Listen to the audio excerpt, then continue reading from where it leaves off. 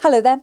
So far, it's been a weekend dominated by early morning frost and fog. Some of that fog has been dense and freezing in places, but as you can see by this Weather Watcher picture, beautiful blue sky and sunshine across the Scottish borders, but certainly a hard frost here. Temperatures in rural parts of Scotland down to -10. So a winter woolly is certainly an essential wardrobe item through this afternoon. It stays cold, but largely dry and sunny. There's a phrase I've not used for a few weeks.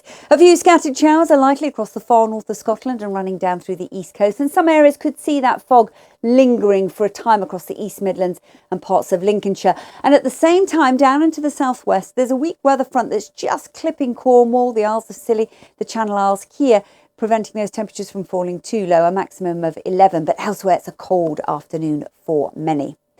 So through this evening, that rain will continue to move out of Cornwall, through the Isles of Scilly and into the Channel Isles. We keep the breeze though, so that's going to prevent a frost or fog forming across southern England first thing on Sunday. But elsewhere, with lighter winds and clear skies, those temperatures are likely to fall away quite sharply yet again.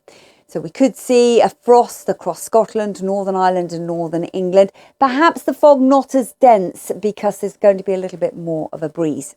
So we start off on Sunday with this high pressure building in from the west, keeping things largely fine and quiet. The weather front that brought the rain in Cornwall, well, that's going to bring some heavy snow across the Alps for the second half of the weekend. But back closer to home, it's a quiet start. Any frost and fog will lift away, will stay dry with some sunshine coming through. A few scattered showers into the far northwest, but again, those temperatures are likely to struggle just below where they should be really for the time of year, 3 to 8 degrees at the very best.